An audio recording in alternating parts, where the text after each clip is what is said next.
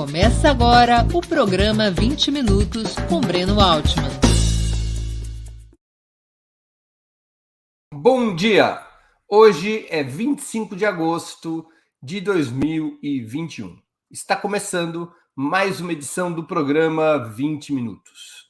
Nosso convidado é Henrique Pisolato, catarinense bancário, ex-presidente da Central Única dos Trabalhadores do Paraná, ocupou o cargo de diretor de marketing do Banco do Brasil durante o primeiro governo Lula. Foi acusado, em 2005, de estar envolvido no chamado mensalão, sendo um dos réus condenados na ação penal 470, concluída em 2012. Foi o último dos petistas a sair da cadeia por conta desse processo, que até hoje limita sua vida pessoal. Antes de começar a conversa, gostaria de pedir que façam uma assinatura solidária de Opera Mundi em nosso site ou se tornem membros pagantes de nosso canal no YouTube. A imprensa independente precisa da tua ajuda para se sustentar e se desenvolver. Também peço que curtam e compartilhem esse vídeo, além de ativarem o sininho do canal. São ações que ampliam nossa audiência e nossa receita publicitária. Bom dia, Pisolato. Uma honra a sua presença no 20 Minutos. Obrigado por aceitar o convite. Bom dia, Breno. A honra é minha. Bom dia a quem nos assiste. Boa tarde, boa noite a quem nos assistirá remotamente. E um abraço solidário também, Breno, e de pesar aos familiares dos mais de 570 mil mortos pelo coronavírus. Triste esse desgoverno do Brasil. É verdade. Pisolato, você foi condenado em 2012 a 12 anos e 7 meses de prisão, mais o pagamento de 530 dias multa. O STF declarou extinta no ano passado, com base no indulto natalino concedido em 2007, a punição carcerária contida em sua sentença, mas manteve a pena pecuniária, que atualmente ultrapassa os 2 milhões de reais. Qual é a tua opinião sobre essa decisão? Breno, infelizmente, no Brasil, a justiça, o STF, no caso o Barroso, usa a tática do bode. Cria dificuldades para depois vender facilidades. Veja bem, o decreto de 2017, eu até por casualidade tenho impresso aqui na mão, ele é claríssimo de que indulta a pena privativa de liberdade e a pena de multa, mesmo que já tivesse escrita em dívida ativa da União. Isso em 25 de dezembro de 2017. Quer dizer, passaram-se 3 anos e 9 meses para o Barroso reconhecer um decreto presidencial, reconhecer pela metade o decreto, fazendo interpretações esdrúxulas, sendo que o decreto diz no penúltimo artigo que é prioridade o indulto nos atos judiciários. Inclusive, se necessário, deverão os juízes fazerem mutirão. Então, o que é que eles fazem?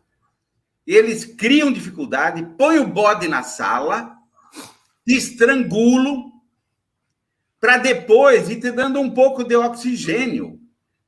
Quer dizer, é um judiciário que não obedece às leis. Os zeladores da lei, os guardiões da Constituição e da lei, descumprem a lei. Veja bem, são 3 anos e 9 meses. Em qualquer país civilizado, isso acontece 10 minutos depois da assinatura do presidente. E quem executa o indulto é o carcereiro. Eu vivi isso na Itália. Aqui vai para juiz de primeira instância, que manda para procurador de primeira instância. No meu caso, que é algo assim pitoresco, inédito e, mais do que tudo, estapafúrdio, porque eu tenho 2 juízes de execução, então imagina. Quer dizer, é algo inexplicável racionalmente. E vou te dizer mais, só me deram esse indulto porque, em agosto do ano passado, a Itália cobrou, via diplomática, o que é que estava acontecendo no Brasil. Por quê? Porque o Janot e o Zé Eduardo Cardoso assumiram compromissos com o governo da Itália, assinaram documentos, e nada disso foi cumprido. O Brasil até hoje não respondeu essa inquisição diplomática. E em junho desse ano, a ministra da Justiça da Itália reiterou, pedindo explicações. Aí me deram a metade do indulto. Isso que eu não vou falar, não vamos nem falar o que foi esse processo, essa execução sumária, esse paredão. Daqui a pouco vamos falar disso. E veja bem, a multa, Breno, a multa hoje, ela é 5 vezes o meu patrimônio. Por quê? Porque ela foi montada de uma forma totalmente ilegal. São 530 dias multa, com 10 salários mínimos para cada dia. Então, são 5.500 salários mínimos. E a lei diz bem claro que a multa tem que ser proporcional ao patrimônio. O STF tinha em mãos minhas declarações de imposto de renda, tinha todos os dados, fixou uma multa impagável para fazer golpe midiático, para ser aplaudido. Quer dizer, uma coisa completamente ilegal, incoerente, aonde a justiça abre mão para a fama fácil. Você hoje paga uma parcela mensal, não é? 20% da minha aposentadoria, que é verba alimento, e que foi condição para eu poder progredir. Eu já estava há 52 meses, mais do que o dobro do tempo, no regime fechado. A lei de execução penal, Breno, a LEP, não existe essa condição, mas o Janot e o Barroso inventaram para ficar famoso, para fazer a justiça do espetáculo, para mostrar que eles são punitivos, que eles eram os xerifes, os capa-pretas do Brasil. E aí, laçaram um trem, como diz o gaúcho. Porque não foi só no meu caso. Se quer fazer um raciocínio disso, para quem está nos acompanhando e ouvindo, inclusive juristas, isso significa que dos mais de 700 mil presos no Brasil, a grande maioria sem condição de pagar a multa, o que é que vai acontecer com essas pessoas? Não vai progredir. E mais do que tudo, depois, eles laçaram o segundo trem, porque daí no Madim do Janot, em 2018, eles consideraram a multa penal como parte integrante da pena e que a pena só se extingue quando quitada. Então, no meu caso, eles reconhecem que são aproximadamente 170 anos para eu pagar a multa. Aí você imagina desse povo, quer dizer, criar uma pena perpétua, imagina desse povaréu, né? Dessa gente simples e humilde, esses caras que não têm condições, quando é que eles vão pagar a multa? Essas pessoas nunca mais na vida estão falando hoje de quase 800 mil pessoas presas, sendo a grande maioria que jamais vão conseguir um atestado de bom antecedente para arrumar um emprego, para fazer um documento, sequer vão poder votar. Por quê? Tem uma pena, não tem uma certidão negativa. É coisa maluca, cara. Agora, esses caras atravessaram o samba. Inclusive, exigiram garantias. Eu acompanhei uma parte desse processo em que a Fazenda, para aceitar o acordo contigo, exigia que você apresentasse garantias no valor de 2 milhões. No valor da multa. Ora, se eu tivesse a garantia, eu pagava a multa. Patrimônio para oferecer essa garantia, não pode nem fazer o acordo e progredir, em tese. Nada. E aí eles descontaram isso e estão me cobrando ainda que eu faça um acordo, que eu apresente uma garantia. Eu ofereci o apartamento, o único bem que eu tenho, que vale menos de 1/3 da multa, e aí eles não aceitaram porque diz que é bem de família e é inidôneo. E aí mandaram, eu consegui uma fiança bancária. Ora, se me colocaram no Cadim, se eu não tenho cartão de crédito, não tenho cheque especial, não tenho nada, não consigo comprar um ventilador acrediário, como é que um banco vai me dar uma fiança bancária? Aí mandaram que a minha família pagasse. Estenderam. Quer dizer, não, as leis não são... Esses caras ou teve algum problema quando fizeram direito, ou esqueceram as leis. Porque a única pena que se estendeu aos familiares no Brasil foi no caso do Tiradentes. Porque a lei diz bem clara que a pena não se estende além do condenado. No meu caso, a Raquel Doge mandou... Breno, eu tenho toda essa documentação por escrito. Está à disposição de quem quiser. Para você ver o monstro que se criou. A que ponto nós chegamos? Os caras começaram a interpretar, fazem o que bem entendem. E acabou-se. E você não tem para quem recorrer.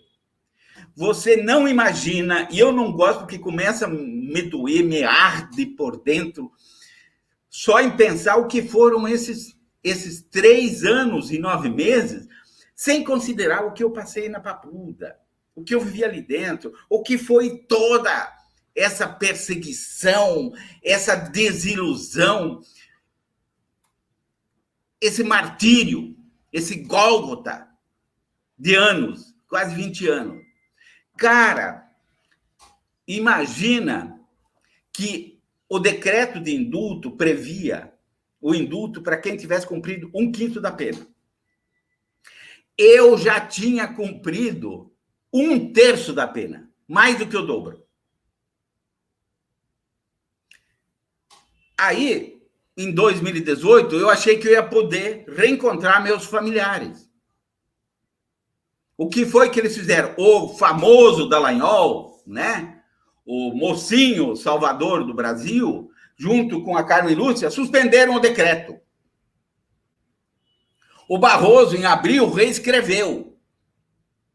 E aí ficaram jogando de cá para lá. E nesses 3 anos e 9 meses... Sem que houvesse qualquer previsão constitucional ou legal, nada, que o STF possa reescrever decreto de indulto, né? Isso foi uma invenção... Não. E em 2019, Breno, o STF julgou e, na íntegra, aprovou na íntegra. Disse, olha, o decreto tem validade constitucional, julgou a ação direta de inconstitucionalidade, disse, vale na íntegra. Só que eles não cumprem. Leva 3 anos e 9 meses para cumprir só a metade. Imagina o que é que nós passamos, eu e a Andréia e meus familiares nesse período. Porque eu já tinha perdido minha madrasta nesse massacre, já tinha perdido meu pai, que desistiu de viver, eu tinha meu sogro e minha sogra teve Alzheimer nesse período. Aí o Alzheimer começou a agravar. No ano passado, no início do ano passado, ela teve uma queda em Porto Alegre, aí se machucou, teve dificuldade de locomoção. Eu mandei toda a documentação, imagina que já tinha passado mais de 2 anos do meu direito ao indulto. Eu mandei toda a documentação para Brasília, nada. Uns meses depois, 1 mês e meio depois, minha sogra caiu novamente, aí ficou completamente inabilitada de locomoção. Meu sogro entrou em desespero, com 88 anos, pedindo ajuda.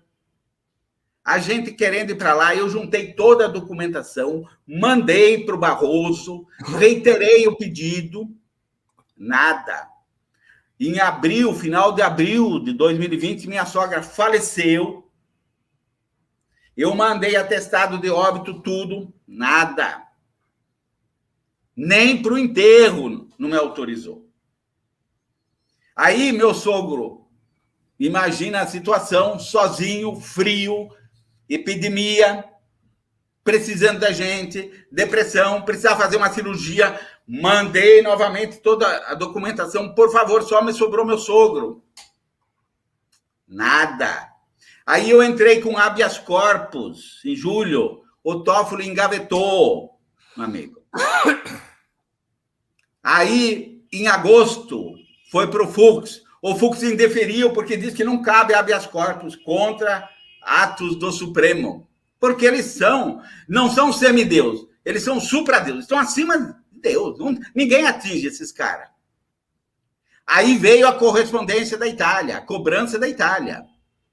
Eles não responderam. Aí, em dezembro, o Barroso disse, ok, indulto a pena privativa de liberdade. Indultou e não efetivou nada. E eu tenho aqui, em junho desse ano, constava eu cumprindo pena. Fui tirar uma certidão, a Polícia Federal, não, você não pode sair do Rio. Porque aqui você consta, o ministro ainda não informou. Aí agora, na semana passada, aí ele informou à Polícia Federal que não tinha mais restrições só para minha locomoção. Mas a inviabilização financeira... Pediram te devolver o passaporte, né? Mandaram devolver o passaporte. É o bode. Coloca o bode na sala. Mas aí te asfixia. Tem uma pergunta de uma espectadora nossa, Haas 1960, não sei o nome, que pergunta o seguinte: a pessoa que não paga a pena de multa, ela pode votar? Quais são as restrições? Aliás, quais são as restrições que você tem mesmo pagando a pena de multa? Se eu conseguisse pagar tudo, que é humanamente impossível, né? Eu teria que viver 3 vidas, porque eles mesmos projetam, descontando 20% da minha aposentadoria, que eu vou levar 170 anos. Porque a multa é corrigida muito mais todo mês do que os 20% da minha aposentadoria que paga. Então, virou uma dívida impagável. Como a pena só se extingue com o pagamento integral da multa, eu continuo condenado. Com todas as restrições, Por exemplo, você não pode votar, não pode ser votado. Não posso votar, não posso ser votado, não posso fazer concurso público, não consigo uma certidão negativa que eu estou em dia com a justiça criminal. Que loucura. Eles não têm dimensão do que fazem, são um laçador de trem. Sabe, essa coisa justicialista, Breno, que entra na cabeça desses messiânicos salvadores da pátria, é coisa pior do que o Napoleão. É coisa pior do que o Napoleão. Porque como é que fica isso? Quer pegar alguns casos? A Itália já negou 2 extradições, isso que eu tenho conhecimento e cópia, só em função dessas coisas. Por quê? O Brasil foi considerado um país não idôneo, que não cumpre acordo. O Raul Schmidt, lembra do Raul Schmidt, que o Moro mandava ratinho para buscar? Uhum. A Corte Europeia negou a extradição, citando o meu caso.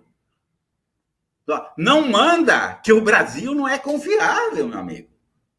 Esse povo aí faz o que bem entende. Não é povo sério. Essas 3 sentenças que eu estou te falando são citados no processo. As cortes de apelo e o Tribunal Europeu, eles citam o meu caso. Isso que eu tenho conhecimento, eu tenho cópia desses documentos. Entendi. Pisolato, e quem é que vai pagar essa conta? Quem é que vai pagar essa conta? Desses farabutos que se acham dono do Brasil. Pisolato, deixa eu te fazer uma pergunta, retrocedendo um pouco no tempo.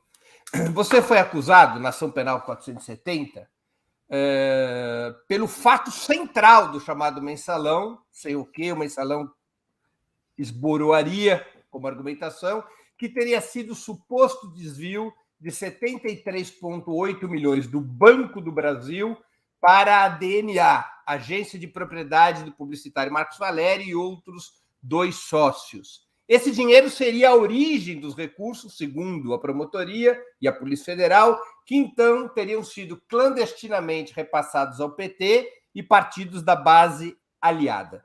Você reconhece o desvio desses valores? Em absoluto. Nem eles reconheceram. Breno, é uma fake news, é uma mentira. Olha, eu não vou nem entrar na geopolítica, como eles montaram isso. Mas eu vou te dizer, olha, a juíza da 20ª vara... Caiu o som. Então, veja bem a que ponto o Brasil chegou. A desordem, a esbórnia que esses caras criaram. O Banco do Brasil diz e anexa 7 vezes, com documentação, auditoria interna, resposta direta ao Joaquim Barbosa, com carimbo dele, recebeu em 2009, dizendo: eu não sou parte legítima. Respondeu diretamente ao Joaquim Barbosa: esse dinheiro não é meu. A Visanet, o dinheiro pertence à Visanet. Mais do que... Olha, tem milhares de documentos dizendo que o dinheiro não pertencia ao Banco do Brasil. Pertencia então, à empresa brasileira de comunicação. Nome fantasia Visanet. Empresa de meios de pagamento. Companhia Brasileira, né? De Meios de Pagamento. Companhia Brasileira de Meio de Pagamento, Visanet, que era uma empresa privada da Visa Internacional, América Latina e Caribe, junto com mais 26 bancos, que tinha um fundo para enfrentar a concorrência, um fundo de propaganda, de marketing, que era gerido por ela, pela diretoria de marketing presidente da Visanet, e que, como Banco do Brasil Investimento, não era o Banco, era o Banco do Brasil Investimento, era acionista, ele se relacionava através da área de cartões de crédito, que era a diretoria de varejo, que não tinha nada a ver com a diretoria de marketing. E tem as correspondências do banco, dizendo: olha, eu nomeei fulano. Tenho um laudo 2828 do Instituto Nacional de Criminalística, pedido pelo Antônio Fernando de Souza, procurador-geral, e Joaquim Barbosa, aonde eles fazem a pergunta: quem era o responsável no Banco do Brasil? E os 3 peritos da Polícia Federal, do Instituto Nacional de Criminalística, respondem. Diz: olha, até 2002 era Hipólito fulano, de 2003 a 2004 era Léo Batista dos Santos, 2005 era Rogério de Souza Oliveira. Meu nome não aparece. O Joaquim Barbosa e o Antônio Fernando decretam segredo de justiça e põem esse laudo num inquérito paralelo e começam a esconder documentos. Mas daí foi feito busca e apreensão na Visanet. E o que é que aconteceu? Tem lá as notas fiscais, Breno. Tem as notas fiscais, mas não só as notas fiscais, e eu tenho cópia disso. São mais de 3.600 documentos. Nota fiscal da Globo, da SBT, dos atletas de vôlei, o que o Brasil inteiro via e testemunhava. A nota fiscal, a cópia do cheque que pagou, ou quando não tem um cheque, tem a cópia do TED, que prova que não foi desviado 1 centavo. Tem uma auditoria, Breno, que a Visanet pediu e contratou o escritório Pinheiro Neto.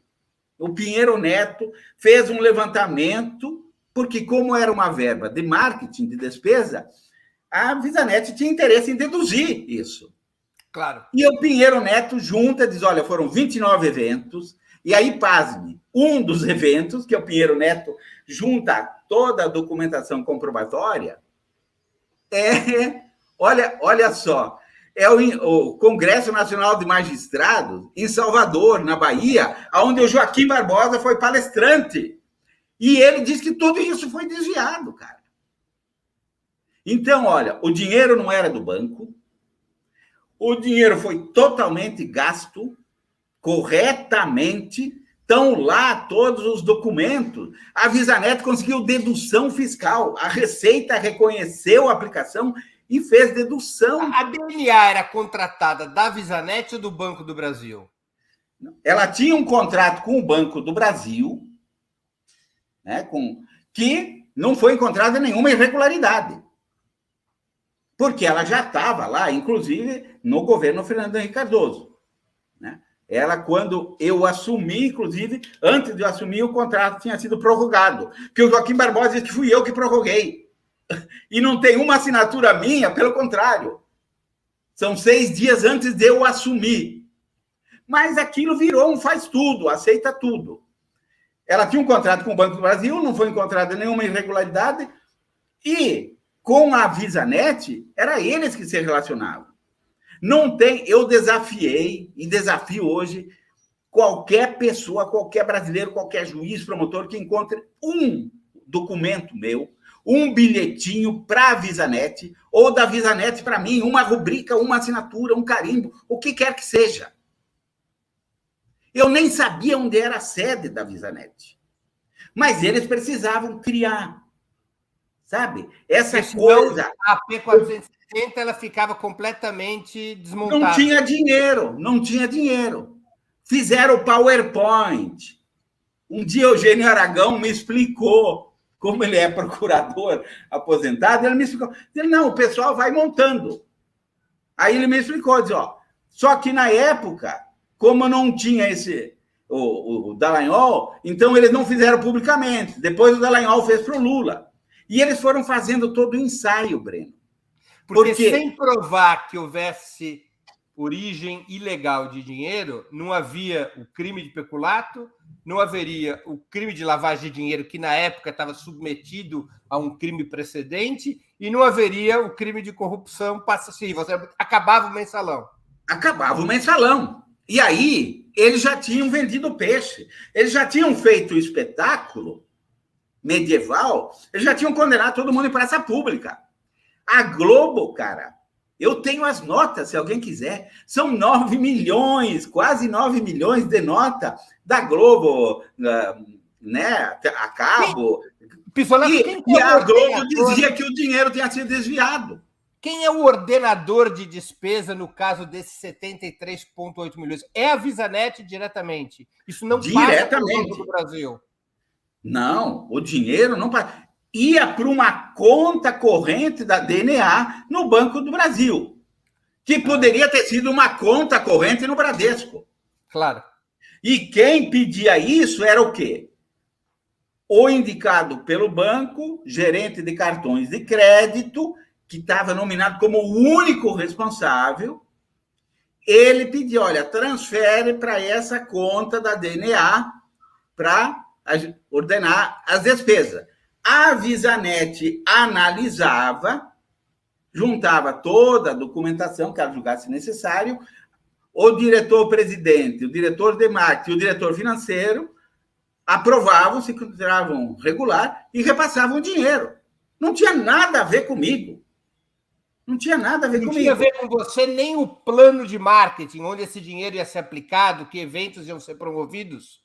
Depois que o dinheiro ia para a VisaNet, a área de cartão de crédito do banco dizia, olha, nós queremos fazer uma promoção de cartões de crédito para o Dia das Mães, ou para o Dia dos Pais, ou para o Dia da Criança, ou queremos contratar uma dupla de vôlei, Sheldon e Adriana, todo mundo vê lá nos biquínis dela, ouro caro. Olha, ou tem a festa de peão de boiadeiro em Barreto, e ali nós queremos competir com o Bradesco. E as ações foram tão bem estruturadas, quer dizer, eu fazia a parte braçal. Entendi. Né? Não tinha nada a ver com a parte financeira. Nada. E o banco, na época, essas ações foram tão bem estruturadas, Breno, que o banco cresceu 138%, e passou a ser o maior vendedor de cartão Visa, passando, inclusive, o Bradesco, que era o maior cotista da VisaNet, que tinha maior participação. Então, foram milhões de cartões. A gente usou os atletas de eu entendi. Quer dizer, o dinheiro era da VisaNet, a VisaNet depositava numa conta da DNA, e a partir desses recursos, o gerente de cartões do banco pedia à diretoria de marketing assim, ó, nós temos essa verba da VisaNet, eu quero promover o evento A, B e C. E aí, então, a diretoria de marketing estruturava a ação. Correto. Fazia o trabalho braçal. Entendi. Fazia o trabalho braçal. É tipo assim, olha... Não comprometimento teu, nem com ordenamento de despesas, e nem o Banco do Brasil era o dono do dinheiro. Nada. Pelo contrário, o Joaquim Barbosa tinha em mãos, e eles, né, quando fizeram a busca e a apreensão na VisaNet, tem lá o regulamento que diz: a VisaNet sempre se manterá como legítima proprietária dos recursos. E dizia mais: se vocês não gastarem a importância que foi destinada para vocês fazerem essa propaganda durante o ano, vocês perdem, não tem dinheiro, não tem direito, e esse dinheiro volta para a VisaNet. Claro. Então, era... E aí, o que competia a diretoria de marketing? Olha, nós temos que investir na juventude, no cartão universitário. Como é que nós vamos fazer isso? Vamos investir no vôlei. Então, vamos contratar os embaixadores, o Carlão, o Paulão, o Tandy, né, o Giovanni, para fazerem propaganda, para ir para o shopping e assim por diante. Vamos fazer um evento em Campos do Jordão, de inverno. Vocês organizavam os eventos que eram cobertos por aquela verba. Vocês não decidiam, nem eram donos, nem decidiam nada. A implantação. Nada. Como peão de trecho. O que aconteceu com essas provas todas no processo na AP 470? Estão todas lá. Estão todas lá. E nunca apareceram, nunca foram...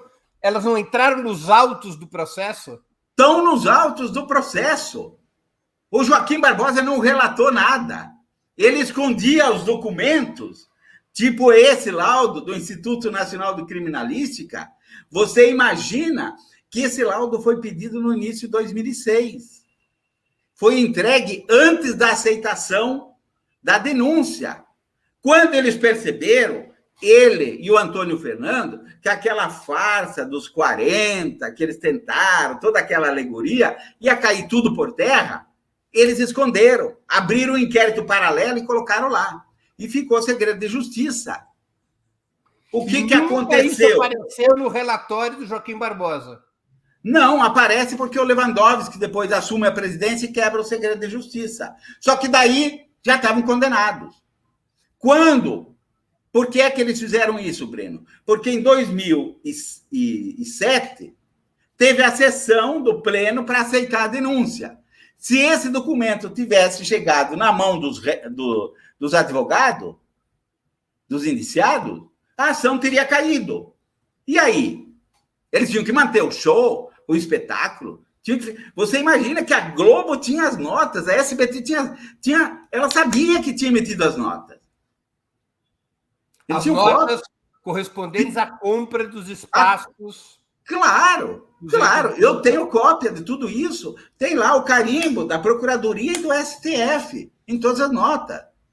Os jornais, o Globo, a Folha, Estadão, tem todas as notas e o comprovante de pagamento. Então, eles dizem que o dinheiro foi totalmente desviado. Então, a Globo participou do desvio. Só que teve algumas, né? Alguns que receberam e disseram, né? Mas então, alguma coisa está errada. Não? Porque eu recebi, o Palhares, por exemplo, teve um apoio lá no site dele, Carta Maior, e ele foi até o STF lá protocolizar e dizer o seguinte: olha, eu quero comprovar aqui que eu recebi o dinheiro. Foi feita uma publicidade aqui, não teve desvio. Mas o que os caras queriam fazer? Sabe aquela coisa arrogante, prepotente, soberba? Não, aqui nós fizemos o que a gente quer. a gente passa o trator, a gente esmaga esses caras são petistas, são reba mesmo. A gente condena e acabou-se. Fecha o caixão. Só que a história, Breno, conspira em favor da verdade. E agora... Você acha que houve um erro judicial ou era abertamente uma armação para condenar os petistas a qualquer custo? Sem dúvida, era uma armação.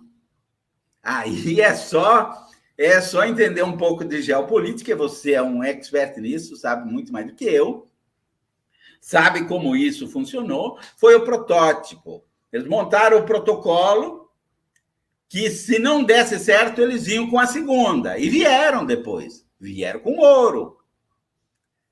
Né? E aí chegaram no que dá. Criaram agora o monstro. Criaram o cuervo que está comendo os olhos, estão se borrando de medo que o cuervo, a hora, comerá seus ojos. Porque foram eles que criaram esse monstro aí. Eles que criaram esse ódio, essa raiva, intoxicaram o Brasil. É daí que vem. Eles são os geradores. São os pais disso. E aí agora estão se borrando de medo e querem jogar Mateus para os outros criarem. Quem criou foi... É eles que criem. Quem pariu, que criem. O Bolsonaro agora, é cria dele. Você acha que essa armação, ela passou por onde? O chefe da armação é o Joaquim Barbosa? Não, o Joaquim Barbosa é um deslumbrado. Meio frustrado, né? Raivoso, prepotente, querendo se vingar do mundo, sei lá o quê. Com problemas, desequilíbrios e assim por diante. E serviu. Esse pessoal, Breno, e você conhece disso, né? Não vou ensinar o Padre Nosso para o vigário, sempre faz isso. Fizeram isso com o Cunha, fizeram com o Sérgio Moro, fizeram com o Saddam, fizeram com o Noriega, fizeram com todo mundo. Usam e jogam fora. Estão fazendo com o Bolsonaro. Vão meter o Bolsonaro na cadeia. Vai apodrecer lá ele e os filhos dele. E o cara se empombou. Fizeram com o Temer. Eles usam o cara para fazer o serviço sujo e depois descartam. Como usaram, assim. E os caras acreditam. Cara, se você vê o vídeo do Aires Brito, cara, você me lembra aquele personagem do Jô Soares? Dizia, corta os pulsos, né? Tira o tubo. O Aires Brito dizendo que o fato de ter o nome brasileiro, Companhia Brasileira de Meios de Pagamento, já significava que era estatal. Então, você imagina a empresa brasileira de comunicação, a SBT... Joaquim Barbosa e Aires Brito foram indicados pelo presidente Lula. Por aí se prova, né? Por aí você tem ideia de onde a gente foi. De que os critérios, em bruxa não acreditam pelo que elas hay. Os critérios eram muito soltos. Não só esses, outros também. Que isso sirva de lição. Né? Como se diz na Itália, nunca dê metralhadora para macaco. E depois... né? É isso. Você acha que os demais ministros da Corte Suprema, eles foram enganados ou a Corte Suprema participou, na sua maioria, dessa armação? Olha, eu diria que se eles não participaram, foram displicentes. Porque a obrigação de quem mexe com a vida das pessoas e mexe com a vida do país, porque olha o que nós estamos hoje, de que leia os documentos, de que seja sério, que analise. Essa é a função.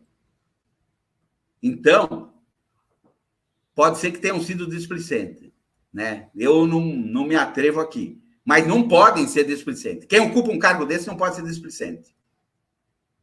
Como é que você avalia... Se alguém tentou passar uma casca de banana neles, eles caíram, né? E existe isso. Eu acho que, por exemplo, os ministros do STF que aprovaram essa questão que te falei anterior, de que a pena só se extingue com o pagamento integral da multa, que a lei não prevê, a LEP não prevê isso, foram aí. Não é aquela coisa meio que dá confiança, nem sei. Não gosto de julgar. Não é meu feitio. Eu sou avesso a messiânico e a tribunal. Justicialismo nunca deu certo no mundo. Mas que os caras estão laçando o trem, estão laçando o trem. E agora eu quero ver quem é que segura esse trem. Como é que você avalia o papel e o comportamento dos meios de comunicação? Foram os corneteiros do Pancho Villa. Né? Foram, na realidade, os megafones do ódio, da execração em praça pública, cúmplices, porque ali se montou um tripé. A imprensa corporativa, velha, entreguista, fedorenta, destrutiva do Brasil, que sempre fez esse papel, com o judiciário, o STF, para carimbar, legitimar todas as mentiras, deu credibilidade, e quem financiou e organizou tudo isso é a velha corte que controla o Brasil desde as capitanias hereditárias. Os saqueadores, né? Os entreguistas, os rapinadores, que têm um pé no Brasil e a cabeça sempre em Miami ou em Paris ou não sei aonde. Porque eles têm raiva do Brasil. Eles têm desprezo pelo Brasil e pelos brasileiros. O que eles querem é saquear, se locupletar. E fizeram isso, arrumaram parceiros. Montaram um triunvirato do mal aí e deu no que deu. E criaram Bolsonaro. E não se corrigiram. Quando o Lula conseguiu se segurar, porque a intenção era, como disse, as intenções eram muito claras ali em 2005, né? Que eles desbastaram. Onde é que eles atingiram? Olha quem eles pegaram.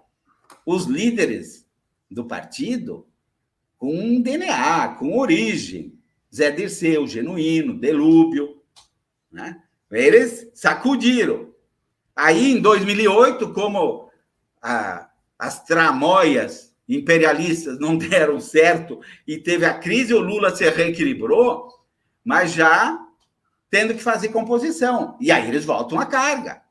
Aí eles pegam esses reba, estilo Sérgio Moro, né? E o Sérgio Moro, então, se acha o rei da cocada preta. Qual é a tua avaliação sobre a reação do governo, do PT e do conjunto da esquerda ao episódio do Mensalão? Em algum momento você se sentiu abandonado junto com os outros réus? Olha, eu diria o seguinte, Breno. O PT, quando chegou, e a esquerda, mas quando chegou à presidência da República, se preocupou tanto em administrar a máquina e se envolveu tanto com o operacional que não enxergou, parou de ter uma visão mais de horizonte, de enxergar a rota de voo. Então, não caiu a ficha. Não caiu a ficha. Eu fosse, inclusive, de testemunho. Quando em 2011, 2012, a gente, numa luta desesperada, tentando trazer a verdade à tona, montou um blogzinho, Mega Cidadania, e a gente dizia, olha, não é o Pisolato que eles querem, é o Lula. Os caras diziam, não, vocês são paranoicos, estão desesperados, e assim por diante. E aí, depois, em 2018, eu recebia a visita de amigos e dizia, mas como é que vocês previam isso? Digo, meu amigo, se você juntar leite com café, dá café com leite. É só você analisar, era só juntar os fatos, meu amigo. Né? Agora, se você está com paladar e está com tá de óculos escuros, talvez você não enxergue, pense que é só café. Foi um pouco disso. Então, eu acho que teve essa vertente, um pouco Você acha que teve muita ilusão do PT e do governo? Sim, um pouco de ingenuidade, altruísmo, essa questão, eu vou ser eficiente também, vou mostrar que eu sou um bom administrador, né? Aí o povo se empombava. E tem uma outra coisa que a gente tem que tomar muito cuidado, porque uma grande parte do PT tem origens, né? Desde a igreja, nessa cultura judaica cristã europeia, que é uma cultura de tribunais e punitivismo. Então, as pessoas, e isso no Brasil, é claro. Por que o Big Brother faz tanto sucesso, Breno? Porque as pessoas adoram julgar. Inclusive, eu disse esse dia para um amigo, você vai no PT, em épocas de pouco agito, você vê que Secretaria de Organização, Secretaria de Finança, Secretaria de Mobilização, tudo tem dificuldade. Mas a Comissão de Ética, né, funciona na hora e dá quórum. E isso você vê. Chama um vizinho, chama um amigo para dizer, olha, fulano está com um filho doente, isso, aquilo, precisando de uma ajuda. As pessoas vão criando sempre alguma reticência. Agora, você chama e diz, você viu a mini saia da filha do vizinho? Rapaz, dá assunto para quanto? Então, o justicialismo, cara, essa coisa é perversa, esse messianismo. E aí eu não vou nem entrar, porque você conhece da história muito mais do que eu, o que foi a época da Inquisição, os 700 anos que a humanidade parou, cara. E nós temos isso, é uma luta constante. Eu vejo, inclusive, nos meus familiares, meus amigos, que vêm, não, mas tu sabe isso, aquilo, eu digo, ó, meu amigo, faz o seguinte, se for para falar da vida alheia, eu tenho outra coisa mais importante. Segunda coisa, se for para ajudar alguma coisa, me chame. Para atrapalhar, eu não tenho tempo. Mas eu me policio. E é isso. Né? Isso é um pouco da nossa cultura. A gente vai ter que superar, inclusive, isso. Pisolato, por que você decidiu, em 2013, fugir para a Itália? Porque eu não podia me entregar, Breno. Eu não podia me render. Eu não podia ser cúmplice disso. Eu não dormiria mais, cara. Porque isso significaria rendição. Isso significaria, ó, aceitei. Ok, isso faz parte da vida. O Brasil que se dane, a minha luta, meus companheiros. Digo, eu vou até a última gota. Não me rendo. Eu não vou ser cúmplice disso. É impossível. Isso vai contra todos os meus princípios, todos os meus ideais, todas as minhas utopias. Aconteça o que acontecer. Conversei com a Andréia, topou desde o início. André, meu pai sequer ficou sabendo. A única pessoa que sabia era André e meu sogro. E disse, vamos enfrentar esses caras. Não nos rendemos. Não é o momento. Seja o que Deus quiser, mas eles vão encontrar um osso duro. Podem pisar. Nós somos pior que broto de cana. A gente perfia. Se não quiserem me seguir, que não me sigam. Mas eu não vou ser cúmplice, não tenho vocação para herói, mas muito menos para covarde. E não me peguem por puxa-saco. Nunca consegui na vida ser bajulador e puxa-saco. Aliás, Breno, nunca encontrei, em todos os meus quase 70 anos de vida, uma coisa boa no mundo feita por puxa-saco. E o Brasil tem essa cultura, viu? O Brasil tem essa cultura. Do cara acha que puxando o saco, babando o ovo, ele vai se dar bem. Tem muitos carinha aí que se o cara está no poder e você der um tiro naquele lugar, né? Imagina aquela foto do Lula. Se der um tiro ali, a foto do final de semana, vai quebrar os dentes de muita gente, né? Que estava pendurado aí no inominável, até poucos dias. A Polícia Federal, na época da tua fuga para a Itália, afirmou se tratar de uma fuga planejada desde 2008, quando teria sido solicitado um documento de identidade em nome do teu irmão, falecido em 1978. Depois, em 2010, sempre segundo a Polícia Federal, você teria obtido um passaporte falso para, em 2012, sempre no nome do teu irmão, obter nacionalidade italiana. Você confirma esses fatos? Houve esse planejamento tão minucioso? A Polícia Federal tentou se valorizar. E aí foi criando fantasias, sabe? Vai criando rótulos, essas coisas, assim, né? Que também é uma coisa que o povo adora, né? É o Tom e o Jerry. Eu quando li essa história, na época, estava estreando aquele filme Prenda-me Se For Capaz, que é uma história de Sim, do aviador, aquele que se... de um rapaz que foge de tudo que é prisão e tudo. Então, ele é tão expert nisso que ele acaba sendo contratado pelo próprio FBI. Isso, no final... É um personagem de filme. Não por isso. Aliás, o Silvio Tender está fazendo o documentário, né? A gente já exibindo já vamos falar disso. Toda essa documentação. Então, essa história da Polícia Federal de como se organizou sua fuga é uma fantasia. Sim, eles vão inventando, eles vão criando para dar roteiro, porque isso dá mídia, eles se sentem valorizados. É outra coisa que o brasileiro tem, né? Ele acha que aparecendo na televisão e sendo conhecido, faz qualquer coisa. Que aparecer na televisão, sendo conhecido, ele passa a ser personalidade. E aquilo é o projeto de felicidade. Um dia eu apareci. Então, e aí cria público, e mais do que tudo, cliente, para todos esses aproveitadores, que ficam levando pessoas para lá, para zombar, para isso, aquilo, e fomentando todos os preconceitos. É você pegar esses programas aí de ratinho e assim por diante, o que esses caras fazem com as pessoas, cara. Quer dizer, tua fuga foi no improviso. Eu tinha que, né? Ou me rendia, né? Ou aceitava aquilo, e inclusive imagina a minha condição de pangaré, né? Porque lá, o projeto deles, Breno, vamos falar português bem claro, não foi à toa que o Barroso segurou todo esse tempo para me dar só a metade do indulto e descumprir a lei. Porque ele deu já há mais de 2 anos para o pessoal de Minas, que tinha 28 anos de pena. Por que eles criaram todas essas dificuldades? Porque eles queriam fechar o caixão. O projeto deles, o sonho deles, era: ele não vai resistir. Esse cara vai se entregar. Esse cara vai morrer, vai infartar. E aí, acabou-se. Aí a gente cobre e vai ficar isso como verdade. Para você ter uma ideia, a Itália, inclusive, diz: mas como? Eles foram aumentando a pena. Tem coisa assim no julgamento, coisa do arco da velha, cara.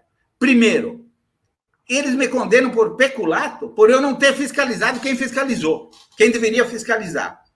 O crime de peculato, isso dá no máximo gestão temerária, mas me denunciaram e condenaram por isso. Eles me condenam por corrupção passiva e depois por lavagem de dinheiro, sendo que um crime absolve o outro. Por quê? Porque eles tinham que me jogar para o fechado. Eu tive a maior pena. Superior a 8 anos. Claro. Para eu ter a maior pena, e depois, quando eu atingia o direito ao semiaberto, eles arrumavam coisas para não me dar. A tua pena foi a maior de todo, depois da do Marcos Valério e dos demais publicitários, a tua pena foi a maior do Mensalão? Não, foi a maior dos petistas. Os banqueiros dos petistas lá, foi a maior. Todos foram maior, mas todos foram indultados antes, sem problema. Com 28 anos, o pessoal foi indultado 2 anos antes que eu. Então, se não é vero, é bene trovato, né? Essa história não bate. Você ficou preso em regime fechado por 1 ano e 7 meses. Depois que regressa... 52 meses eu fiquei. Em regime fechado? 4 anos. Mas isso somando com o tempo da Itália? Com o tempo da Itália. Na Itália você ficou... Quase 2 anos. Quase 2 anos. E mais 1 ano e 7 meses aqui no Brasil. Não é isso? Com uma remissão, mais 2 anos, mais 28 meses no Brasil. Isso. Mais 28 meses, tá certo. Porque... Com as remissões. Então, deu uma soma de 52 meses. Eu deveria sair com 22, né? Você ficou, portanto, mais de 4 anos diretamente preso. Isso. No dia que... Entre 2013, entre 2014 e 2017. A minha execução penal é uma peça que deve ser estudada pelas universidades e escolas de direito, do que é o abuso de autoridade, o descumprimento de lei e tudo que é de mais desumano, para não usar outro adjetivo. Primeiro, porque quando eu completei o tempo, eles foram criando dificuldades e me prorrogaram o dobro do tempo. O Barroso determinou o meu semiaberto no dia 30 de maio de 2017. A Leila Cury levou 3 meses para executar. Só me liberou para o semiaberto no dia 30 de agosto. Esses dias até eu conversava com o Pilha sobre isso. Olha, ela me segurou 3 meses a mais no fechado. No dia que eu saí no fechado, eu já tinha cumprido 1/3 da pena. Eu já tinha direito ao aberto. Eu pedi o aberto. Aí, eles fizeram algo inédito. O Janot deu um parecer de que eu teria que cumprir mais 1/6 a partir do dia que eu saí. Não o que diz a lei, que diz que é 1/6 da pena e depois 1/6 do restante. Então, eles disseram, bom, como nós fizemos aqui um bafafá, enrolamos tudo, demoramos, a culpa é tua. A nossa ineficiência é tua. Tu vai pagar sendo preso. Veja o que diz a lei. Veja o que diz a lei penal. Veja o que diz a LEP. E aí, o que aconteceu? Negaram o meu aberto. Aí, em 25 de dezembro, no dia 21 de 2017, né, valendo a partir do dia 25, saiu o decreto do Temer, dizendo que quem tem 1/5 da pena já está indultado da multa. Eu já tinha muito mais, eu já tinha mais do que o dobro. Aí eles ficam enrolando e eu estou até hoje nesse limbo interpretativo. Transformaram o direito penal numa espécie de receita de que você vai mexendo, vai interpretando. Quem é o cara? Então, para esse, isso, para aquele, aquilo. Quando o direito penal é muito claro, é uma coisa científica. Não tem, não tem. Mas fizeram isso. E aí foram criando. Não, mas esse, vamos ter que criar dificuldade, porque nós aqui... E agora, lançaram o trem. Porque esse espólio vai ficar aí. A não ser que alguém vá e faça uma faxina. E hoje, cara, o STF virou uma coisa no Brasil, e o Judiciário, que os caras estão se metendo até não só em receita de culinária, mas daqui um dia vai ter gente perguntando bula de farmácia e assim por diante, porque os caras se metem em tudo. Que corte constitucional é essa? Viraram astros do cinema?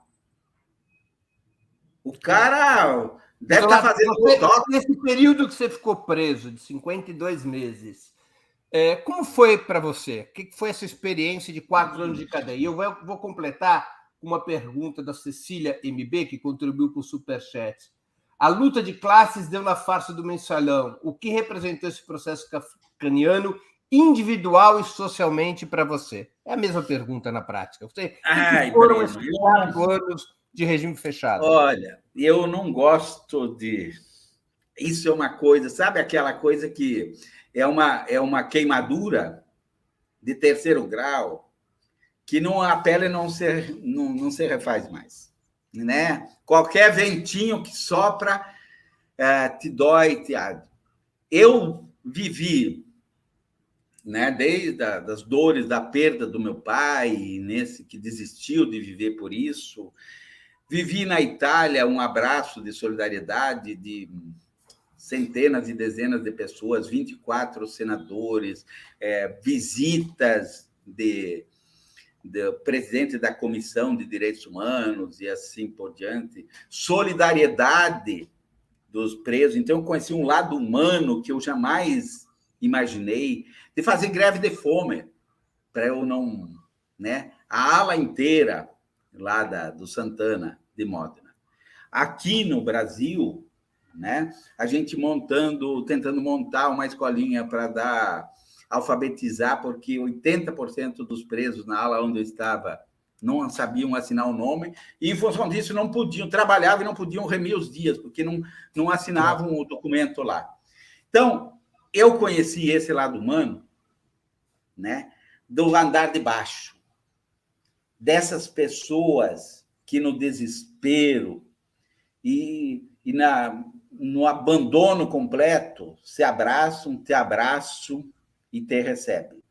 E conheci o lado mais perverso, mais animal, mais primitivo dos que têm poder. Dos juízes, dos promotores, dos agentes, com raríssimas exceções, das pessoas com deformação mental, das pessoas sádicas, que se satisfazem com o sofrimento, de pessoas que se sentem bem, que humilhar idosos e indefesos para eles é honra. Eu entendi um pouco o que era essa lógica dos campos de concentração. O que esse povo que vive no andar de baixo, pisoteado todo dia, suporta e vive. É algo assim. Então, eu encontrei humanidade naqueles que são considerados pela sociedade como dejetos humanos, como lixão, abandonados. E veja bem, na Papuda eram 17 mil, na minha época, em torno disso. Conheci a indústria do encarceramento.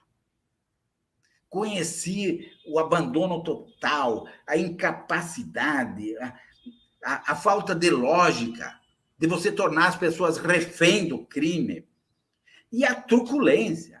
Breno, olha, tem cenas assim, vou te contar só uma, porque senão isso não me faz bem. Eu saía desde o dia 30 de agosto até o dia 27 de dezembro, eu saía todo dia da Papuda, junto com outro preso, de carona, para ir trabalhar na rádio do Luiz Estevo, porque eu estava cumprindo o semiaberto, e a Andréia, com um amigo, me buscava no final do dia e eu voltava para lá para não fazer nenhuma irregularidade. Aí, o Barroso, antes de entrar no recesso, nas grandes e merecidas férias, né, da corte, né, dos senhores, ele assinou lá que eu já tinha ultrapassado o tempo, eu tinha direito à prisão domiciliar, né, a tal da prisão condicional, com 28 regras e assim por diante. Aquilo ficou meio perdido por lá e já tinha saído o decreto do indulto. Aí, no dia, me informaram, olha, você vai ter que ir na vara de execuções penais, que, pasme, é o prédio ao lado da rádio onde eu trabalhava. É 5, 6 metros de distância, um do outro. E aí me entregaram um ofício, você vai ter que ir na vara de execuções penais para assinar lá os seus compromissos, porque a partir da manhã você não precisa mais vir para a cadeia, tu vai cumprir domiciliar, condicional. Eu, tranquilo. Então, amanhã eu vou, trabalho um pouco e depois vou lá às 2h da tarde. Quando eu fui sair de manhã, o guarda disse, não, você não pode sair. Trancou a cela. Estava eu e o Ricardo Saldi, inclusive, que dividia cela comigo lá. Digo, mas por quê? Eu vou trabalhar e depois... Não, você vai com escolta. Aí a Andréia ligou para a rádio, eu não tinha chegado, uma advogada, amiga que estava nos ajudando, e foram lá saber o que tinha acontecido, por quê? Acontece alguma coisa, ele vai perder, porque ali, né, você não tem direito nenhum. O único direito que você tem é não ter direito. Eles se dizem de cara. Cara, quando chegou meio-dia, eu aflito, já, né, tinha ruído todas as unhas, lá pelas 2h30, passada a hora, chega um pelotão de preto, que era o normal lá, que o pessoal chama de marimbondos, armado com não sei o quê, me tiram da cela, me põem no quartinho, me fazem eu tirar a roupa e um monte de coisa, um monte de revista, isso, aquilo, e me jogam para dentro de um camburão algemado nas costas. E eu querendo entender. Não tinham deixado a advogada falar comigo, ninguém. É a prepotência, cara. Esses bárbaros são desumanos. E aí, cara, me põe nesse camburão e eu já vi atrás, na hora que me jogavam lá, que tinha carro da SBT, da Globo, Repórter, isso, aquilo, e saem a toda velocidade. E aí vão pulando, quebra-mola, você bate com a cabeça, vomita, isso, aquilo. Aí me levam lá para a vara de execuções penais. É claro que eles não entram pela garagem, porque você tem que exibir a tua presa. É feudal. Aí tu tem que subir, todo mundo te fotografa, por um ângulo, eles, heróis. Me levam para frente de um juiz, o advogado aí consegue entrar e pede, mas por que ele está algemado? Não pode tirar as algemas? Aí o juiz, todo poderoso, né, ungido de Deus, né, diz, bom, vamos consultar a segurança, porque aí o cara da segurança não é de praxe. Aí eu digo, mas escuta, eu venho todo dia aqui ao lado, por que eu tenho que estar algemado? Aí, então, lê solenemente lá que você não pode isso, que não pode aquilo, que você tem que tomar água sem fazer barulhinho, e papapá, né? Que, na realidade, aquilo, você não pode ir para bar, não pode ir para isso, aquilo, né? Uma coisa meio cômica. E aí, então, tira a algema para ele assinar. Você concorda com isso? Aí você vai poder sair. Digo, eu tenho outra alternativa? Né? Com todo aquele pelotão, um gasto de dinheiro público, uma vergonha, cara. Uma ostentação de bárbaros. E aí termina, ok? Aí a advogada diz, bom, agora ele pode ir, que a esposa diz, não, agora ele vai ter que ir lá para o conselho penitenciário, lá no CIA. Mas agora ele pode ir, então sem algema. Não, é questão de segurança. Novamente você vai para lá. Aí vai para lá, tá mais um grupo da imprensa. Cara, é feudal, é julgamento, é a Inquisição. É ler os tratados da Inquisição, o que você fazia. E é isso que gera os Bolsonaro, cara. É isso que gera essa trupe. É eles que alimentam, com dinheiro público. E o pessoal que tem poder fica meio fazendo, não, vamos jogar esse lixão para lá e a gente constrói um muro, porque daí não contamina a sociedade. Bandido bom é bandido morto. O que eu vi lá dentro, cara, muito mais humanidade do que aqui fora, muito mais solidariedade. Você, quando estava preso na Papuda, você era o único dos petistas presos lá, não é? Naquele momento. Do mensalão, sim. Eu fiquei um tempo com o Ramon, que estava lá também, com o Carlos Habib, lá do Posto Lava Jato, Luiz Estevam. Aí eu conheci um montão de gente. Nenhum dos petistas, né? Você foi... Dos petistas, sim. Depois que eu saí, o Zé voltou um pouco lá, mas já na operação do eliminado dele. Várias vezes da cadeia, né? Lá com o juiz imparcial de Curitiba, que eu conheci, na época que eu era presidente da CUT Paraná, ele era juiz em Cascavel, na história da Operação Banestado. Já era da claquezinha ali. Você chegou a conhecê-lo naquela época, pessoalmente? Claro. E qual era a tua impressão dele? Um pangaré, um Barnabé, assim, como é que vou te dizer? Um deslumbrado. Como tudo. Um deslumbrado, se achava o máximo, sectário. E eu acompanhei meio tangencialmente, por quê? Porque era a questão, envolvia banco, e eu era dos sindicatos bancários, era da CUT, e assim por diante. E ali era, na época, o governo Lerner, né? Jaime Lerner. Famosas operações, Banestado, né? Eu tinha colegas de sindicato que eram dirigentes sindicais do Banestado. Tá? Coisa. Então, que deu. Essa como é que era, voltando um pouquinho, Pisolato, como era teu cotidiano na cadeia? O que você fez durante 4 anos? Porque a coisa pior na cadeia, segundo muita gente relata, é fazer o tempo passar, né? Olha, primeiro, eu fui muito bem recebido, assim, pelos presos que estavam lá. Então, uma das primeiras Você coisas ficava que eu junto com a massa fiz... carcerária ou ficou numa parte Sim, especial? não, não. Era o pessoal de mais idade, né? Pessoal Uhum. com mais de 60 anos, a grande maioria. E aí você via a covardia, assim, do pessoal com os idosos e tal. Essa educação de que quanto mais truculento você é, essa formação, mais prestígio você tem na corporação. A doutora Morte lá, nem lembro como é que era o nome.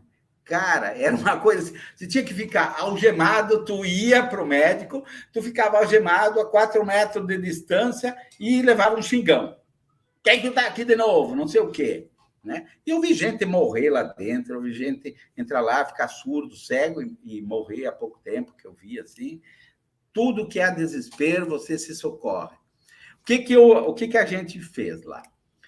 Bom, a primeira coisa, a gente começou a conversar aquilo, e eles permitiram que o pessoal começasse a trazer livros, porque a biblioteca era muito difícil, longe, e aí a gente montou uma pequena biblioteca, né, com doações e assim por diante.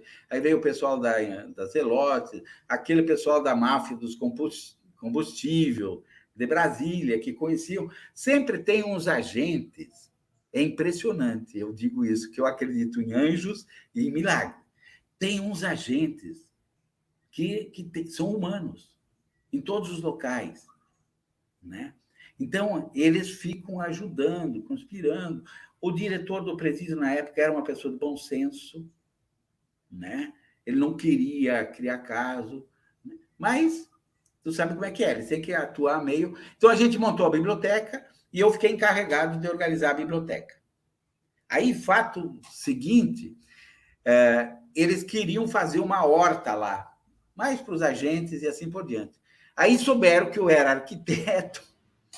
Aí pediram para eu organizar, desenhar, tinha um terreno baldio que era cheio de rato e bicharada, isso, aquilo, e eu fiz um projeto de uma horta e assim por diante.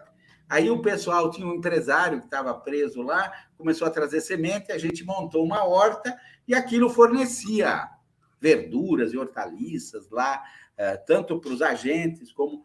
E aí, ato contínuo a isso, a gente aproveitou e eu disse... Olha, fizemos um levantamento e 80% dos presos não sabiam escrever o nome. Era analfabeto. Digo, vamos montar uma escolinha. E aí eu fui ensinando o pessoal a... Né? Conseguimos lá não era bem um quadro, uma coisa assim, com outro pincel atômico e tal. Cadernos, o pessoal fazia doação, mas as igrejas evangélicas que atuam muito lá dentro, né, tem uma atuação muito firme, e lá dentro tinha 2, 3 pastores, o que se reivindicavam, pastores, obreiros, e a gente começou a alfabetizar as pessoas, e aí o tempo passava muito rápido. Aí a gente estava naquela luta pela remissão por leitura, que Brasília não tinha regulamentado, eu acho que até hoje não regulamentou, mas aí começou a chegar bastante livro. As pessoas começaram a trazer. Quando eu saí de lá, a gente tinha, eu acho que, mais de 1.000 títulos já. Catalogados, montamos um catálogo, tudo certinho, as pessoas retiravam, assinavam o caderno, e os que liam os outros, a gente ensinava a assinar o nome, escrever, e era isso. Você se ocupava disso. Aí distribuía a quem tinha. Eu fui muito tempo responsável por distribuir a quem tinha para o pessoal, material de limpeza, tipo, os dias de faxina e assim por diante. Não tive maiores problemas em passar o tempo. A gente criava coisa. É claro que eu fiz muita anotação, apontamentos, mas isso, né, me trazia muitos recuerdos, muita lembrança, e psicologicamente me derrubava muito. Eu Você tenho diz aí anotações sobre o dia a dia na cadeia. cadeia, meus familiares, né, os amigos, a saudade, nostalgia, banzo, use quantos adjetivos você quiser, reflexões, né, sobre a sociedade, a que ponto a gente estava caminhando, chegando. E, né. Na Itália, não. Na Itália, eles têm mais um projeto de reintegração social.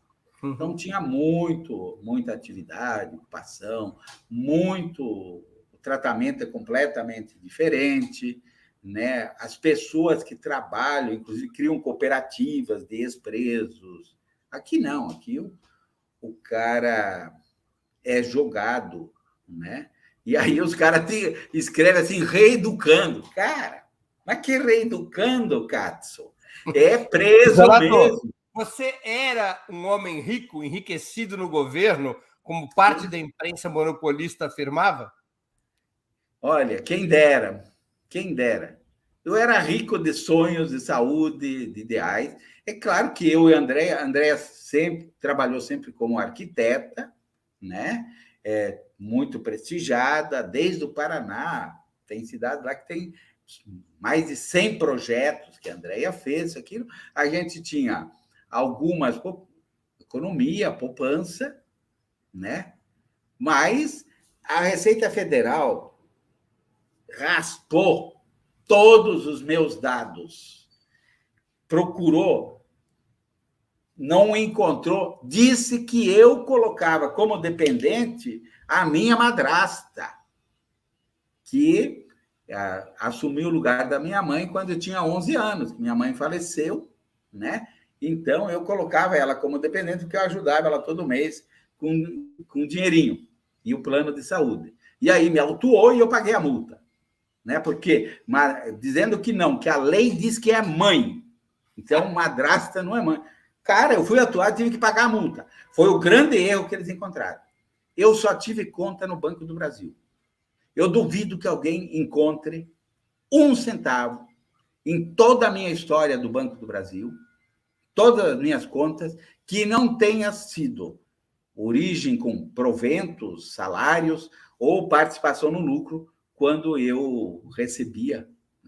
E eu ocupei cargos como dirigente da Previ, que tinham bons salários, né? No banco também. Antes, né, já no governo Itamar, Fernando Henrique, eu fui o primeiro diretor eleito por voto direto, representante dos funcionários no Banco do Brasil. Na época do Betinho, do Mauro, que a gente coordenou junto a campanha contra a fome e a miséria. Eu conheci o Brasil, eu rodei. Então, mas eu fui criado, né, família de imigrantes italianos, ex-partigiani, fugido da guerra, sem terra, que vieram para não morrer de fome para cá, depois em colégios franciscanos. Então, essa questão da opulência, essas coisas, eu nunca me senti atraído. Eu nunca me senti atraído por carro, por essas coisas. Até meu sobrinho diz, mas tio, e olha que eu tenho um sobrinho que é engenheiro, foi engenheiro da Ferrari, agora é da Mercedes, né? Mas eu digo, olha, o carro que eu tive foi Fiat, coisa assim, mesmo na época que eu era diretor do banco, nunca fui disso. Tendo um lugar, água quente, um lugarzinho com conforto, né? E cama e etc., tá bom. O restante, cara, tu não leva. Pisolato, de volta à liberdade, qual foi tua decisão? Virar a página e tocar a vida, como muitos fazem, ou lutar para que o teu caso seja revisado, ao menos pela opinião pública? Olha, eu quero resgatar a verdade. Breno, o que eu posso deixar de contribuição? Tá? Todas as minhas utopias, sonhos e anos de luta. É a verdade. Então, o Brasil merece a verdade. Senão, essa história vai se repetir. Cara, isso é cíclico. É pior do que trepador de pau de sebo. Veja que agora, hoje, né, completa 60 anos do Jânio. De 29 em 29 anos vem essa história de corrupção, que é uma máscara que eles, né, que os escravagistas usam para tirar, para saquear o Estado. E parece que a gente não está vacinado contra isso, cara. Cai no Getúlio, o pântano do Catete, cai com a vassourinha do Jânio, depois com o caçador de Marajá, e vem. Não dá mais, cara. Será que a gente não vai aprender disso? Tanta bordoada? Será que a gente não vai curtir o lombo? Então, meu compromisso é resgatar a verdade. E aí nós vamos ver essa história indo para o cinema, indo para um documentário do Silvio Tender. Conta um pouco mais desse projeto para os nossos espectadores e espectadoras já saberem o que vem por aí. Olha, o Silvio, né, uma pessoa extraordinária, se empolgou com a história, está montando um documentário, tem livros, 2 livros também saindo, já tem alguns livros editados, um do meu sogro, né, que ainda está vivo, resistindo sozinho lá em Porto Alegre, outro, Paulo Moreira Leite, tem mais alguns livros que contam um pouco disso. O meu compromisso com o Silvio, né, o Silvio não preciso usar de referência. Meu compromisso com o Silvio é o seguinte: ele diz que é a primeira vez que ele faz um documentário sobre alguém que ainda está vivo. Então, é de que eu não morra, né? E eu também disse para ele, olha, e você também não deseja. É eu continuar vivo até ele concluir o documentário, aonde ele vai resgatar e mostrar o engodo, a grande fake news, a enrolação, essa trama que fizeram para enganar o Brasil e levar o Brasil a esse holocausto. Porque deu nisso. Breno, se a gente tivesse numa outra condição, com bons progressos sociais, salário, pleno, né, empregos razoáveis, aquilo, até a gente se conformar. Bom, apanhei, né, sofri, mas valeu um pouco. Mas, cara, olha o que eles fizeram, cara. Esses verdugos, olha o que eles fizeram com o país, olha o que eles levaram. Cara, é morte, é só morte, cara. Não é só morte do coronavírus. É morte cultural, é morte ecológica, é morte de emprego, é morte de seguridade social, é morte de prestígio internacional, é morte de sonhos, é morte de esperança, de utopia. O Serrano tem razão, tem que ter justiça de transição, cara. Isso não pode continuar. É impossível que só eu esteja vendo isso. Quando é que a gente vai ter... Quando é que a nossa civilidade vai gritar? Quando é que a nossa rebeldia cívica vai dizer basta, não passará? Não é possível, cara. Como é que os caras se arrogam isso e começam a criar aí Batmans e não sei o quê, e mitos e heróis, e destroem currículos de pessoas como o Zé, como o Genuíno, com o próprio Lula, Delúbio, tantos outros, João Paulo Cunha, pessoas vacinadas na luta, crescidas com DNA, com história de dedicação às lutas sociais, para substituir para pé de barro desses, cara. Olha os ídolos que eles tentaram colocar para dizer, satanizar a política, dizer que política nenhum presta, para quê? Para rapinar? Para se enriquecer mais fácil? Acabar com o prestígio do país? Levar as pessoas à condição de semi-escravidão no trabalho? Sem perspectiva de aposentadoria? Matar índio? Roubar terra de índio? Grilar terra de índio? Meter veneno na agricultura? Fogo nas nossas florestas? Matar negro todo dia nas periferias e daí chama de comunidade em vez de favela, achando que com isso resolve? O povo passando fome, milhares de mendigos aqui que a gente não sabe mais, cara. É uma luta para não se desesperar. Fora as pessoas deprimidas. Nós temos direito, cara. Não pode. Essa é Pete e Araju. Essa terra tem donos. Não são desses rapinadores, não são desses saqueadores. Chega! Pisolato, um novo governo de esquerda poderá ser eleito no próximo ano. Você acha que processos como os do Mensalão e da Lava Jato poderão se repetir? Você acha que a esquerda aprendeu a lição? Espero que sim. Tenho medo que não toda. Tenho certeza e convicção de que o Lula vai ser eleito. Mas não basta ser eleito.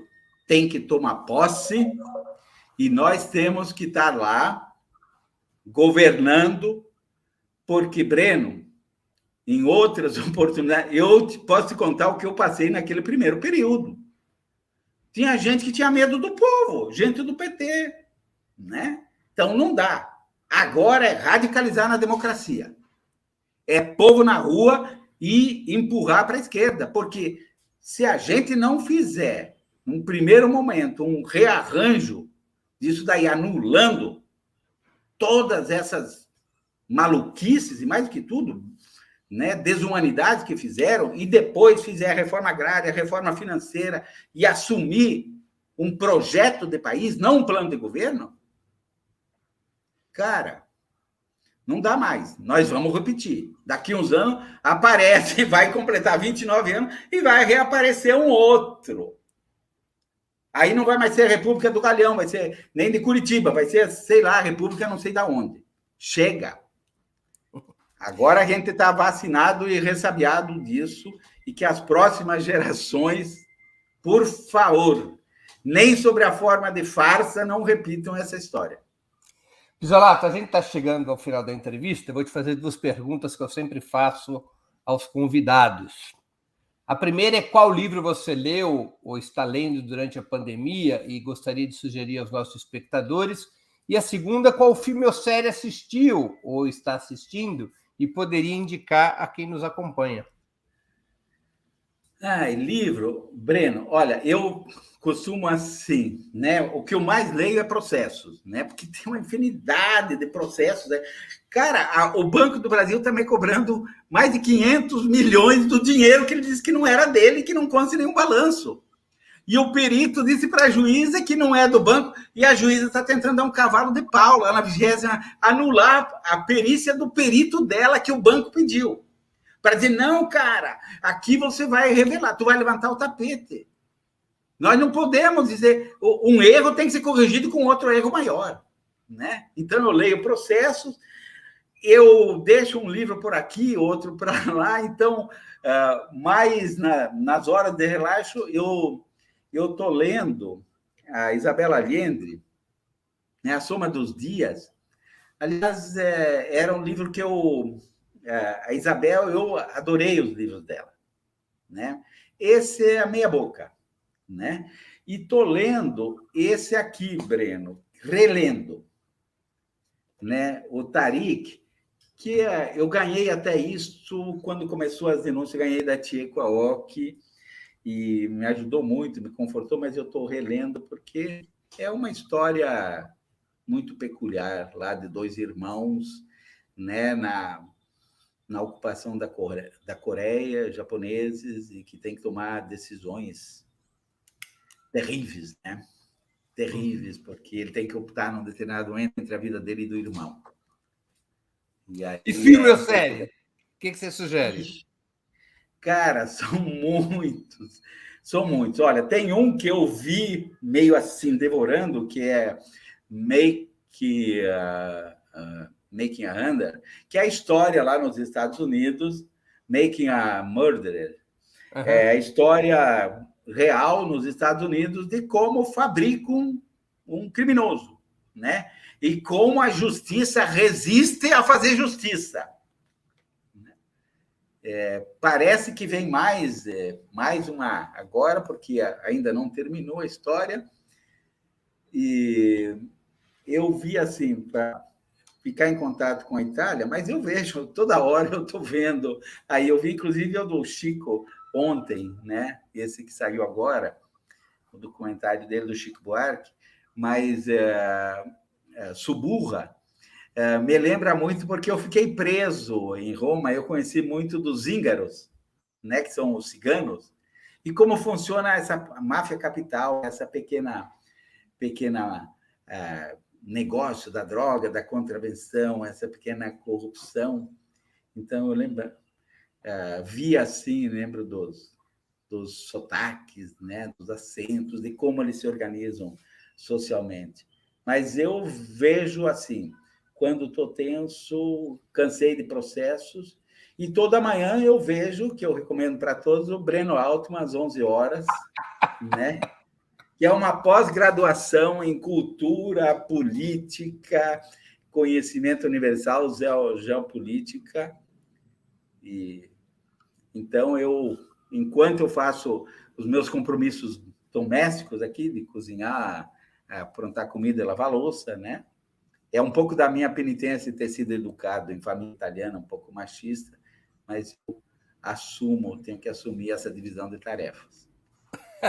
Muito obrigado. Isolato, eu queria agradecer muito pelo teu tempo e por essa conversa fascinante. Poderíamos ficar aqui horas ouvindo tuas opiniões e tuas histórias. Obrigadíssimo pela oportunidade que você deu aos nossos espectadores e a mim mesmo. Você sabe que tem minha absoluta admiração e solidariedade. Depois dessa entrevista, ainda mais. Muito obrigado, Breno. Obrigado a quem nos assistiu. Estamos à disposição e não nos renderemos. Aún não é o momento, dizia o Mário Benedetti. Aún não é o momento. Venceremos. Não passarão. Não passarão. A luta é essa. Obrigadão por tudo. Isolato. Encerramos assim mais uma edição do programa 20 Minutos. Nós voltaremos a nos ver amanhã, quinta-feira, 26 de agosto, às 11 horas, com outra edição do programa 20 Minutos Internacional. Nosso convidado será o sul-africano Jonas Gedi Alassou, dirigente do Pan Africa Today. O tema, a crise na África do Sul. A entrevista será em inglês, mas com legendas em português. Nós vamos conversar sobre a situação grave que atravessa a África do Sul depois de 27 anos sob o governo do Congresso Nacional Africano. Até lá, obrigado pela audiência e um grande abraço. Para assistir novamente esse programa e a outras edições dos programas 20 Minutos, se inscreva no canal do Opera Mundi no YouTube. Curta e compartilhe nossos vídeos. Deixe seus comentários. O jornalismo de Opera Mundi é mantido com o seu apoio. Faça uma assinatura solidária em www.operamundi.com.br. Com um pequeno valor mensal, você nos ajuda no desenvolvimento de um jornalismo independente e de qualidade. Obrigado pela audiência e até a próxima.